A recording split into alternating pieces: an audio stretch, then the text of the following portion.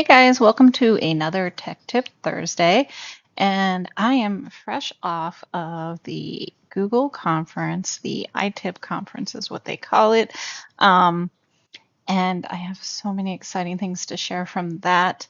But I wanted to actually start with something really kind of simple and basic that I just think is so cool and is something that I have wanted for a long time. And that is that now Google Docs has document tabs. So I'm going to talk about a couple of features in Google Docs, and one of them is document tabs. So, like a spreadsheet where you can have multiple pages, now Google Docs will let you have multiple tabs, which I think is really awesome and cool and can make it much easier for you to organize stuff for students. So I could call, tab 1, I can rename that, and I can call, if I don't accidentally click out, I can call this lab 1. And then you could put all of your labs in the same notebook, right?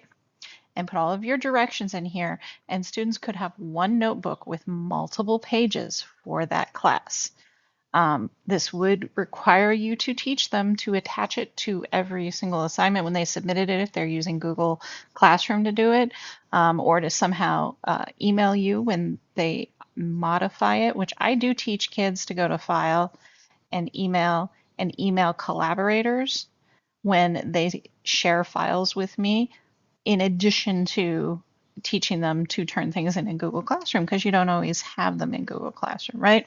So this is something I've taught students how to do. So I teach them to share it with me right away and then use the email collaborator to share it with me. Anyway, in addition to tabs, I did want to talk about smart chips. I've talked about smart chips before. Remember, you can get smart chips just by typing that @ sign, and it's going to give you a bunch of options, right? So you can just put in the date, you can put in a placeholder chip. So you can say, this is going to be a calendar event, okay? Don't even know which one, but you can put in a placeholder for that is going to be your future thing, right? The other thing that you can do is, and this is something that I've been doing a lot of, is meeting notes. So when you do meeting notes, you click on this, and it's going to ask you what meetings you have, right? So let's say I'm going to do meeting notes for my testing committee. I'm going to put that on there, and it's going to populate this out. And then it automatically asks, do I want to share this? And I can click share, and the notes are already set up. You can do the same thing from within the calendar app, okay? Either way, it is awesome because you have all your people as your smart chips. You have the name of the meeting, the date, the time, everything is all connected, and this can attach it to your meeting invite. So this is a really smart chip. Sorry, made a little pun there. If we go up to insert, in addition to those other building blocks, there are other ones. I really haven't used the other ones. Some people really love the email draft thing where you can put your people on here and compose your subject. This is really nice for if you are writing an email that you really want to take your time on and make sure it is how you want.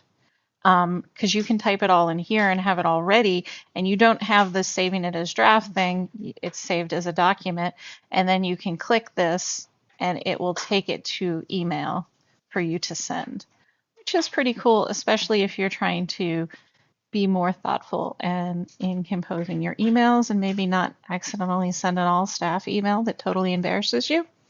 Yeah, this might help you to take your time and format things and make sure they're the way you want them. But anyway, those are just a few things, and I have so many things to share with you from ISTE, the Google conference, otherwise known as. So I really look forward to that, and I hope you're having a great week. Thanks.